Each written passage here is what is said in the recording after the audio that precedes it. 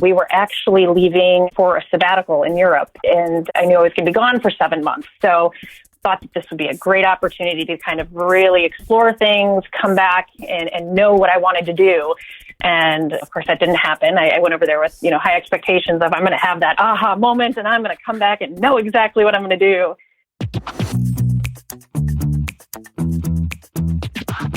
This is the Happen to Your Career podcast with Scott Anthony Barlow. We help you stop doing work that doesn't fit you, figure out what does, and make it happen. We help you define the work that is unapologetically you and then go get it. If you feel like you were meant for more and you're ready to make a change, keep listening. Here's Scott. Here's Scott. Here's Scott. Over time, you've definitely heard the word clarity come up as it relates to careers, career change, everything in between, and certainly once or twice on this podcast. The interesting thing is that most people think clarity means knowing what you want. And it does, in a way. But interestingly enough, clarity comes from the root word, which is the same root word that declare uses. So when you think about clarity, it really is about declaring what you want. In fact, declaring what's most important to you. That's what creates the knowing what you want. Now, here's also an interesting thing. You can't get to your ideal role unless you know what ideal means for you, what's most important for you. And the truth is, most people just don't know what they want or have the courage to declare what is most important. One of my favorite success stories about landing an ideal role comes from Kristy Wentz. See, Kristy traveled around the world thinking that she would be able to have clarity at the end of that. She was visiting wineries, tasting wine, and she learned that she loves wineries and wine. However, she still came back without clarity. We got the opportunity to help her answer the question and declare what she really wanted. And once she figured it out, things really opened up for her. I didn't figure it out, and I'm still here, and how am I ever going to get out of this place? And so it got ugly for a little bit, and it was a struggle. And it took a while for me to kind of get a hold of myself and say, okay, I need to do something about this, that I can do something about this. Kristy had a very successful career in PR for about 20 years before she just kind of hit a wall. And she really found out that the work was no longer satisfying to her. And she started experiencing emotional problems, even physical problems, before she finally realized she had to move on to something that suited her better at that point in her life. Kristy does a great job of articulating her struggle to understand what she wanted. And I want you to listen because she explains how she figured it out. I actually started in-house marketing decades ago, and then eventually led to public relations. And I worked for a small boutique agency, and I liked it at the time. It was exciting. It was new. I learned a lot, made some fantastic connections, and ended up staying in that industry for 20 years and eventually owning my own business in that industry.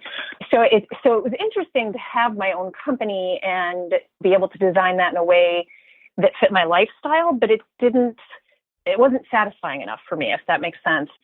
I eventually kind of learned as much as I could learn, kind of hit a wall there, and there was nowhere for me to advance anymore. I could take on new clients and new projects, so it still had diversity, but it was in an industry that frankly is not very exciting to me. There are some things I like about it, but it's kind of vanilla and doesn't get very exciting. And there was really no upward mobility. It kind of lost its luster to me at that point. And the thing that held me to it was the flexibility that I had. I was able to work from home and work with people I wanted to work with in terms of my own company.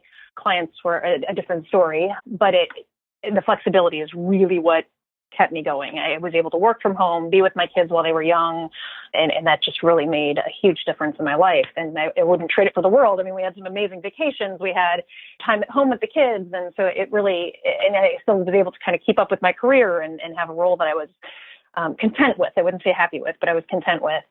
And then, I really kind of started to realize that, this isn't really what I wanted to do.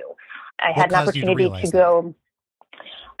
to go in-house with a client a couple days a week. And the first year of that was so thrilling and exciting. I was creating a marketing department. They had one, but it was really low production, low morale. They were losing people left and right. And so I got to come in and own something and turn it around and turn it into a successful program. And I loved it. I was, out with people in downtown, and that was all very exciting. But again, in that same industry that I was kind of getting tired of. So I knew that I needed something more, and this gave me a little bit of that. And so I kind of wanted to start exploring. And at that time, we were actually leaving for a sabbatical in Europe. And I knew I was going to be gone for 7 months. So thought that this would be a great opportunity to kind of really explore things, come back and know what I wanted to do. And of course, that didn't happen. I went over there with, high expectations of I'm going to have that aha moment and I'm going to come back and know exactly what I'm going to do. And I didn't. Well, let me ask you about that, though, because we encounter a lot of people that want to take a sabbatical and feel that same way going into it. For the ones that do actually go forward, they feel that same way. Like, if I just create the time and space, then I'm going to get, that aha moment or that clarity, or then I'll be able to immediately come back. But almost all of them that we talked to before and after that have done that, and just gone on and done that without anything else in there, kind of have the similar type experience. They don't have the clarity or don't have the aha moment if they're just going over there expecting that to take care of it. So I'm curious what your experience was and why you thought that you didn't come back with that aha moment. That's a good question. I don't know why I didn't come back with it. I mean, the experience was definitely amazing. I wouldn't trade it for the world. It was, it was difficult being in foreign places with small kids. And as a family, the four of us were always together all the time. Really didn't have any breaks from each other. So it was a really intense kind of experiment as a family. And I wouldn't trade it for the world. We met just amazing people, had so many fantastic experiences learning about different cultures and histories. And so we had a lot of amazing things out of it. Intense is the right word, by the way. That is, Alyssa and I use the same word when we have traveled with our kids in the past for a month or 6 weeks at a time. Yes, it's amazing and also intense. Right. Yeah. And there are moments you wouldn't trade for the world. And then others you're like, why are we doing this? Are we insane? It was nuts. But, it was almost like hitting pause on life for a minute. We kind of got to take a break from all of our responsibilities and schools and activities and things like that. And we really just got to hit pause and be together. So that part was amazing. I expected I would have more time to kind of dive into my inner workings and figure out exactly what I wanted to do and do some major thought work and what areas I really wanted to come back and what I liked. And I did do some of that. I kind of was able to pull out of myself things I knew needed to be a part of my career. Like I knew I wanted to write. I knew I wanted to communicate with people. I knew I wanted to somehow be involved in food and wine and travel if I could, because I love how it brings people together. Yeah. So I knew that needed to be a part of it. I didn't know what it looked like at all. And so when I came back and I found myself doing my same things again, back at my same job, back at, our same routines, that's when it really kind of hit me that, I didn't have that aha moment. I'm back to where I left and I don't want to be here. And at that point, it turned ugly for me. To be honest, I was not in a good space. It was, I had some depression. I had some resentments and anger. And, it all stemmed from this fact that I didn't figure it out and I'm still here and how am I ever going to get out of this place? And so it got ugly for a little bit and it was a struggle. And it took a while for me to kind of get a hold of myself and say, okay, I need to do something about this, that I can do something about this. And I would have starts and stops and I'd go get some books and read about things I could do. And then I would start to do some things and get sidetracked and then just be like, oh, it's just a waste of my time anyway. I've got too much going on. And, it's easy to distract yourself. And so I found myself getting involved in things that weren't fulfilling, but kept me busy. And so for the next, I would say until this spring, really, I had lots of starts and stops. And then I hit a point this spring where I just decided time's up. I've got to do something. And I'm the only one that can make it happen. Certainly people around me can support me and I can find resources to help me, but I need to take that step and stay committed to it. And I did. And it's been fantastic since. What do you remember, if anything? Was there one or a series of things that caused you to eventually have that realization that, hey, nobody else in the world is going to do this for me and I need to do it and stick with it? And what finally happened that caused you to have that I'm going to call that an aha moment, but maybe it actually Right. wasn't. Yeah. It was probably more of a, somebody beating me over the head moment before I actually realized what was happening. Yeah. I had gotten so stressed to the point it had started to affect my physical health. I was having back pain and neck pain and, all kinds of random pains. And so then started worrying that I was sick and, went through this whole cycle, and it was stress. It was just really stress. And so it really kind of took, like I said, it took a hammer over the head. My body just had to say stop. And for me to step back and say, nope, I need to address it or I'm going to end up sick and miserable. And I really didn't want that. So it was a combination of that. And then I was doing some dabbling in some part-time work, and kind of that wasn't going where I wanted it to go. And I just had this moment where I was on a trip. I was doing things I liked. I was traveling. I was working in food and wine, but something still wasn't right. And I was on one of the trips, and I almost just started crying as I was walking down the street. And that's completely unlike me. Yeah. And I thought, it's time. Everything is just lining up. This isn't working. I need to actually sit down and make a decision. And my husband and I took a weekend away in March, I think it was, and talked about things. And we had been saving up and kind of getting ourselves in line for me to be able to take some time and do some research and really figure this out. And so we decided it was time to do it. And it so happened, and this was kind of a weird coincidental thing. It always is. I had reached out. It seems like. Yeah, exactly. Exactly. I had reached out to you in 2015, I remember, and did some initial work on what you want in your career. Yes. And had since then been signed up to the emails, but I believe they were going into my spam, or I hadn't seen them in a long time. And honestly, after that weekend away with my husband, it popped into my inbox again. And it was the boot camp email that it was the last day to sign up for boot camp. And I was like, what? There we go. And talked to my husband, and he's, absolutely do it. Just sign up. And that was it. So there were a lot of things that led into it, but it was that email just showing up that day right after we had that conversation, that it was just like, okay, this is time. I'm on the right path. Well, I think what is amazing about that, though, Kristy, is it was not a small it was not a small series of events that led up to you being in, how do I even say it? Creating the right time and space for you to be open to owning it in a completely different way than what you had before, and looking at it through a different lens than what you had before. And exactly, in all honesty, it looks different for everybody in terms of the journey to get to that point. But you've done a phenomenal job in getting to that point. And clearly it was not always easy. And many times it was rough to even get to the point where you were ready to look at things differently. Exactly. Yeah, it's a mind shift. I mean, you really have to be ready to kind of change the way you think about things in a lot of respects. And that's not easy to do. It's definitely not easy to do.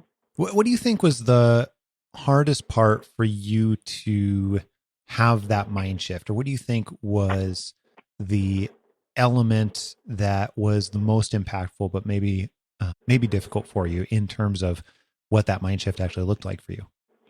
I think the hardest part was convincing myself that I could do it, and that I was smart enough to do it, and that I was capable enough to do it.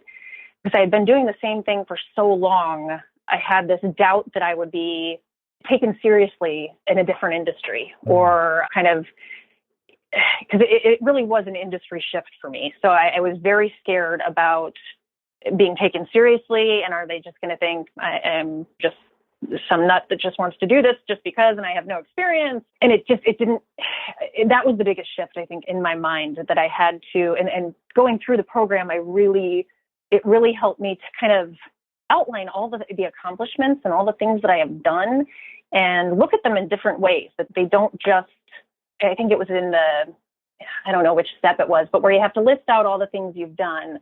And then it wasn't just about stating your responsibility, but as a result of that responsibility, what came from that? What successes did you create? What impact did you have? And once I started to draw all that out, I was really kind of able to see, well, I could apply that to all these other different industries as well. It's not just this industry. And I actually have done a lot of things. And once I started to put it all down, it really kind of helped me to see that, I do have value and can bring value to a new company in a new industry, that I have ideas and intelligence and thoughts, and I can apply it all somewhere else.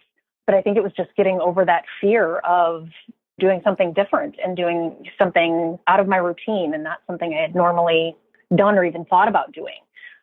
So getting over that fear was probably the biggest shift I had to make. And, I remember going through it. It would, when we had to write, what's going to be the thing that derails you through this process? I knew it was going to be fear. At some point that was going to get me. And it did. There was probably a good 3 or 4 week period where I really just kind of avoided the program altogether. It was like, nope, no, I don't know what's going to happen. And just kind of started to go in that stop mode again. And had a call with my coach. And after I hung up the call, it was like, I felt that energy and excitement again. I was like, nope, I got to keep moving. Like, I just have to keep the momentum going. It's when I slow down that the fears can start taking over my thoughts. So I just have to keep going.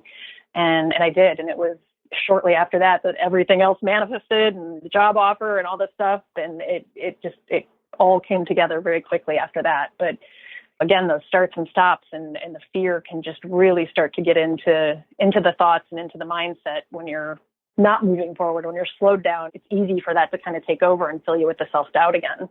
What you just said, I don't know if people, as they hear that, will realize how meaningful and impactful that actually is. And I just want to take a moment and repeat it, because that's one of the things, as we delve into the science behind this stuff, that causes people to propel themselves forward and actually do things that they previously thought were impossible. And one of the things that you just said was it was the continuously moving forward and rolling forward that allowed you to move past the fear. And we talk a lot behind the scenes on our team about how do we help people build momentum, and how do we get rid of all the things that stop them from building that momentum, because momentum is the surest way to allow you to move past fear, but it is also, when it stops, the surest way to allow those fears to creep back in. And it sounds so simple, and certainly there's more to it than just that, but it's one big element that we've seen as people feel like they're moving forward and are actually taking steps forward, even if it's small,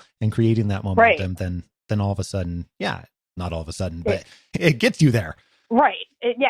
One way or another, it may not be a straight road, but it's certainly going to move you. When I read something somewhere at some point in all of my research, and it was something about, you can't catch the wind until you hoist the sail. And that just stuck with me. Like, I've got to have my sail up so that I can catch it. And if I have to, no matter how small the step, I have to keep doing things every day, whether it's just updating my LinkedIn or contacting somebody that I worked with a long time ago that I can reach out to and connect with again. And just all those little steps, just even if it was just one thing a day, to be able to kind of just keep putting one foot in front of the other and keep moving. And there were days that was hard. There were days, you were faced with rejection and it made me want to go backwards. Like, somebody would say, no, I don't want to talk to you about that. And you can't take it personally, but it's hard not to. Yes. And so those types of things are in there too. So it's hard. You need to say, okay, nope, but this other one works. And so I'm just going to keep moving. It's not a straight line, and it's not easy. And you do face those rejections and those moments that don't make you feel good. But I was a big believer in celebrating every little small victory, no matter how small it was. Even if it was just calling someone I was scared to call, like that was a celebration because I picked up the phone and I did it. So I made sure to kind of reward myself along the way for the little steps too, because it made a difference and kind of reinforced the positive things that I was doing. What did you do to reward yourself? Give me a couple examples of what you would do, big or small, to reward yourself. Because I think that's important. A lot of people don't think about that being a vital part of the process. Oh, exactly. Typically, it would involve opening a good bottle of wine, usually the ones that we'd reserve for special occasions. It'd be like, nope, this is a special occasion. I'm going to do it. Going for a massage, going to a spa, just little things I could do that way. Even just getting outside for a walk in the middle of the day, just to, if it was sunny outside, and just go be in the sun. So anything, and things that I would enjoy that would make me happy that I normally wouldn't take the time to do because I'd be so obsessed on trying to find what I wanted to do or getting lost in it, and just kind of taking a few moments to allow myself to do something I really like and enjoy the moment. So it was a combination of a lot of different things, but I would say the most common was digging into our wine cellar from our trip to Europe and all the bottles that we had saved. And so that was a lot of fun to kind of go through along the way as well. Well, I am a fan of that type of celebration. Yeah. Sounds too. like you and I think celebrate similarly. Yeah, yes, yep. And I think my husband enjoyed it. He was along for the ride, so he wasn't complaining about opening those bottles. Like, another bottle? Well, okay. All Yeah, right. yeah. Every success worth it. Definitely worth it.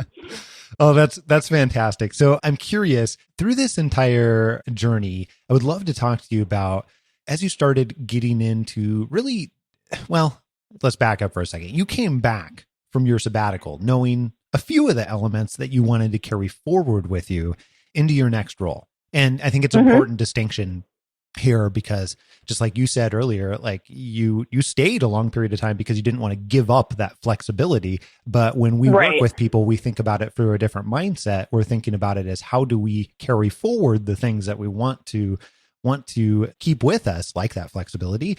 And then how do we bring into it those other things that we're missing in one way or another after we identified with them? So you came back identifying a couple of those pieces, and then did some great work to identify the other pieces that you need too. But then once you had identified that, what did you do in order to begin to experiment with where you could create this type of career, or where you would belong? Yeah, that's a good question. I kind of went down a couple different paths. At the time, I was writing a monthly article for Wine Traveler. And so I was already kind of connected with them. And I knew that they were, had a lot of things in the works, a lot of plans. And the more I would talk to them, the more I would kind of give feedback and engage with the CEO. And we'd have a lot of great conversations. So that door was already open. However, I did not envision anything happening there other than I was just contributing articles, which I enjoyed doing. And I didn't even know if they would have any available positions, because it is a startup. It is at the very beginning stages of being kind of the company that it is. And so I wasn't even sure what opportunities were there, if there were any, and if I would even be considered for that. So that one started more as a kind of a subconscious Goldilocks experiment, I guess. So I started doing some of that with him. And then I also started doing it with some of my clients, my existing clients, and talking with them about different roles in their organizations, and talking with other people that are in communications in the industry I was currently in, and just really kind of feeling people out and getting a sense of what's out there. I also connected with some people that really have been mentors over my career and kind of my cheerleaders, and talked with them about, what are some ideas you have that maybe I haven't thought of? Because there's just things out there that you don't even know exist, or maybe aren't even in your consciousness. So how can you think about them if you don't know? And so in talking to other people, they would give me ideas and that I could consider. And from that, I started to pull out the ones I would get excited about, or the pieces of each of these roles that I found rewarding, or that I knew I would enjoy. And then a picture started to kind of take shape for the first time in my life of exactly what I wanted to do. I always told my kids, I don't know what I want to be when I grow up. I still don't know.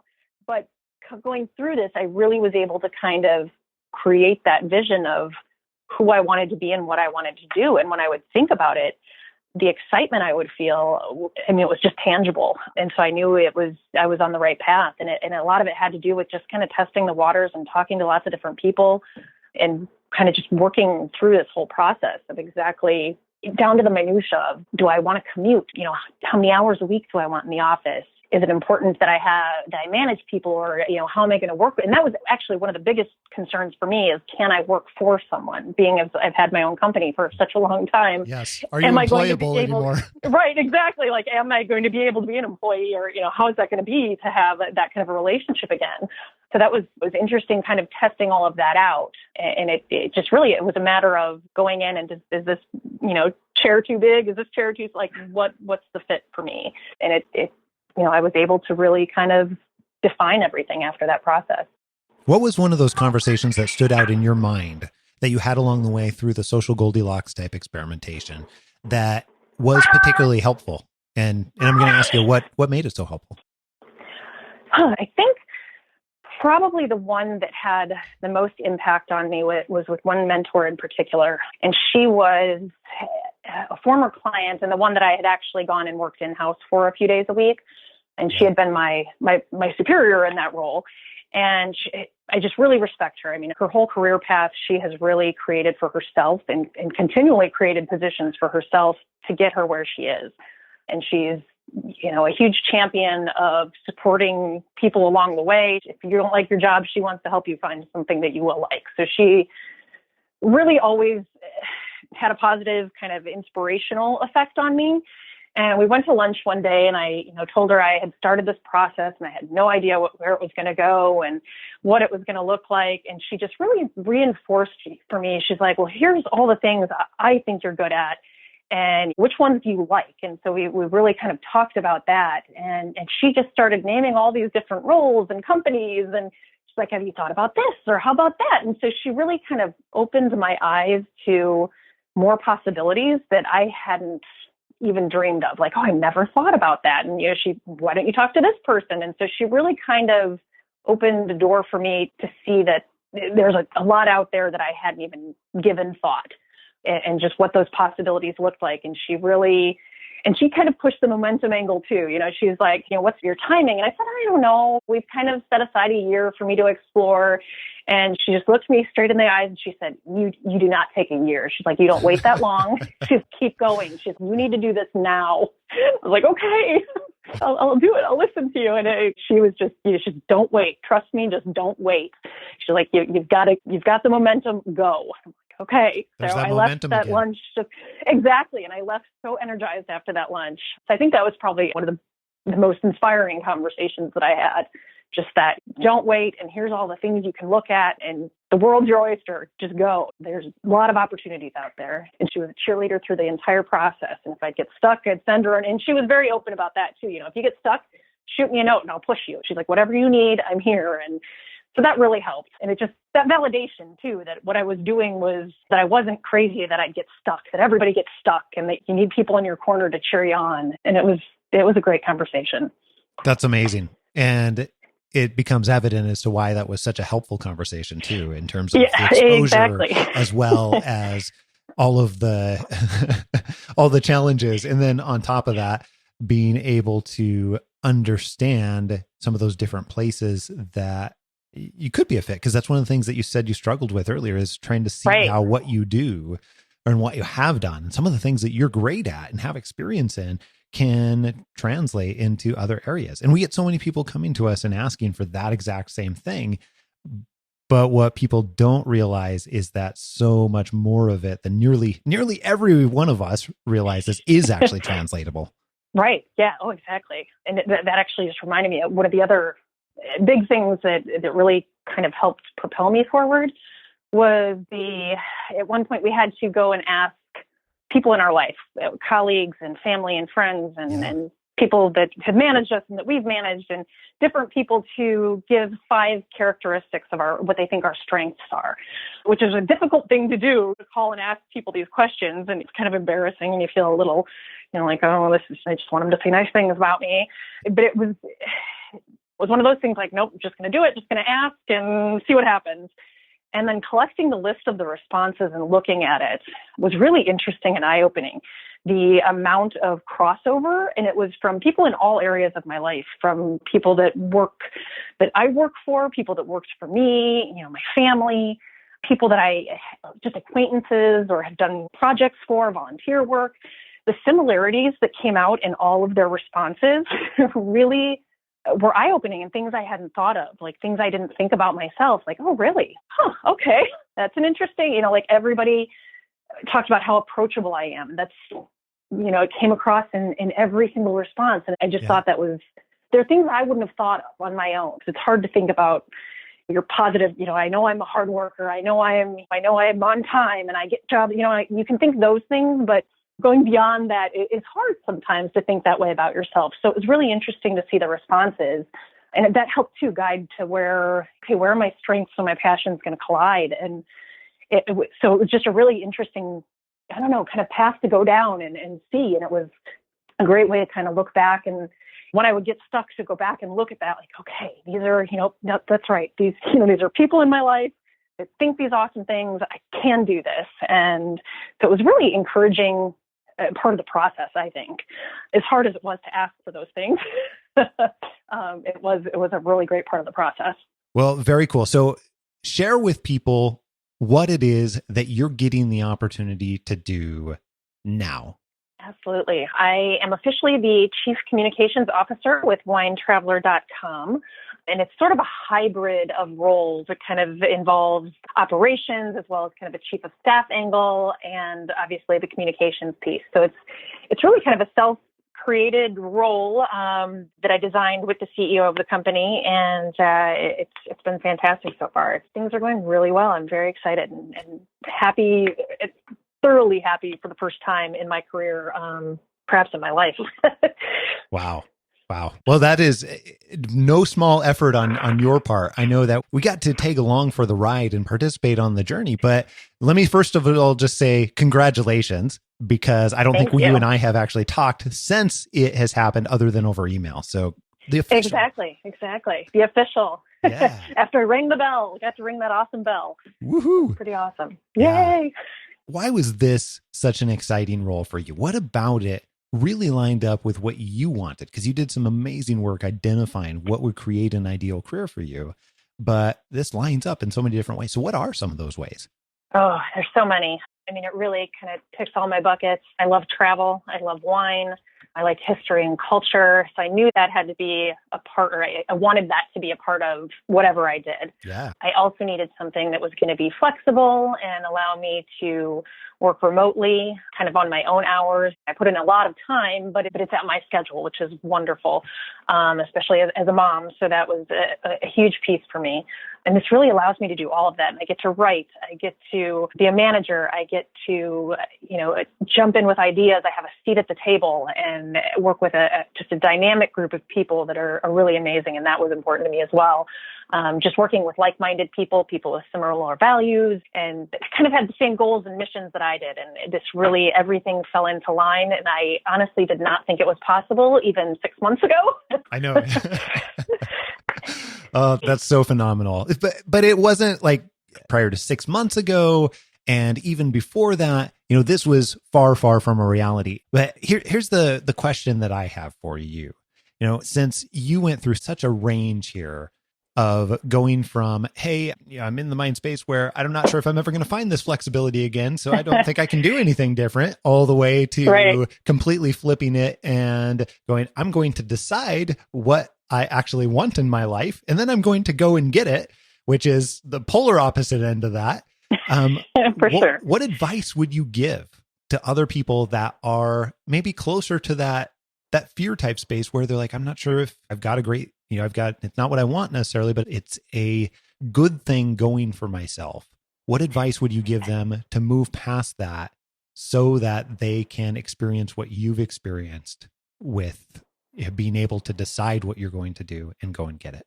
Oh, that's a good question. I would say to, again, celebrate those small steps. And because every door is an opportunity, every exchange is an opportunity, and I look at it this, and I still think about it too. There's a chance that the role I'm in now could end up not working. And that was kind of scary too, but the process worked. So I know I can do it again. And I don't want to think of anything as the end. It's always a journey. It's always a process.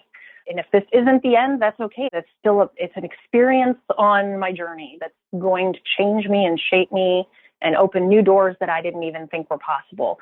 So I think just really understanding that, there's things out there that you don't even know are possible until you start to take those steps. Because I seriously could not have envisioned this 6 months ago. We had an exercise of, create your perfect day. And I couldn't have envisioned this. I mean, I had ideas, but there's no way I could have made this up at that time in my head. But each small step just really, it introduced me to another person that introduced me to another person, or gave me an experience where I was able to say, oh, wow, I really enjoyed that. Or, I like doing this. And so that's interesting. And just kind of learning something from every experience, every encounter, every exchange, and looking at it and just, seeing what works and what fits, and kind of, I guess, being a curious learner along the way. It was really helpful just to remember that this is a journey and that it's not an end. It's our lives just keep moving forward. I look back and I look at all the things that I've done. I couldn't have imagined any of them really. And so it's just remembering that it's not a road to an end. It's just all part of the journey, I think, is helpful. And I would say just ask, just do it. That was so counterintuitive to my own thinking at the time. In what way? And I never would have just asked. I was like, I can't ask for what I want. Why would I do that? If it's not available to me, why would I ask for something that's not available? And my coach just said, just ask. Why not just ask? What are you going to do if you don't ask? And that kind of hit me like, if I don't ask, it's not going to go anywhere. And if I do ask and it doesn't go anywhere, it's still the same spot. So it's not going to hurt. And so it was a very big change for me to just ask. And it's been incredible. I mean, I did just ask and it worked. And there are times I ask and I get a counter response, but it's a response that you can engage with then. And, it starts a conversation. So it's never a bad thing to just ask. Hearing no isn't an awful end of the road thing. It's an opportunity for a conversation. It's a chance to ask questions, and a chance to turn it in a different direction, whatever it may be. So I think just ask and don't be afraid to ask. It's scary. It's terrifying because nobody likes rejection, but to just be able to say it out loud and ask for what you want and not be afraid. I think, once you do it a couple times, it gets a lot easier, but it's something everybody, I think, if you just do it, just ask. And I think it opens just so many different doors.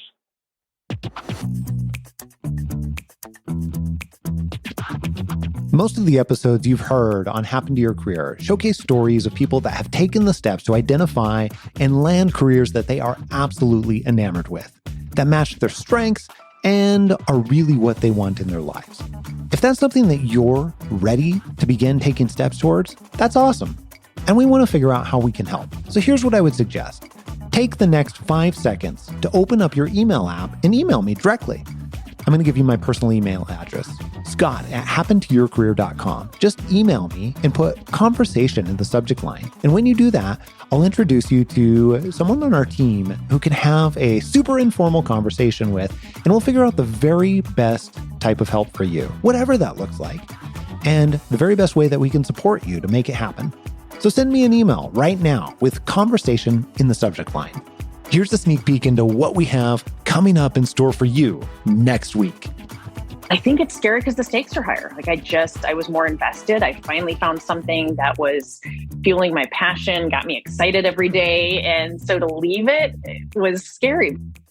Making a career change is not a happily ever after. Even though sometimes it can look that way, going from an unenjoyable, draining career to finding your ideal role can feel like the happy ending of your favorite rom-com. What they usually don't show in the movies, and what we don't often get to cover in the podcast, is the work that comes after. Learning to thrive in your ideal career often includes continually pivoting and experimenting so that you make sure that you're optimizing it in a way that aligns with your vision. All that and plenty more next week right here on Happen to Your Career. Make sure that you don't miss it. And if you haven't already, click subscribe on your podcast player so that you can download this podcast in your sleep and you get it automatically, even the bonus episodes, every single week, sometimes multiple times a week. Until next week, adios. I'm out.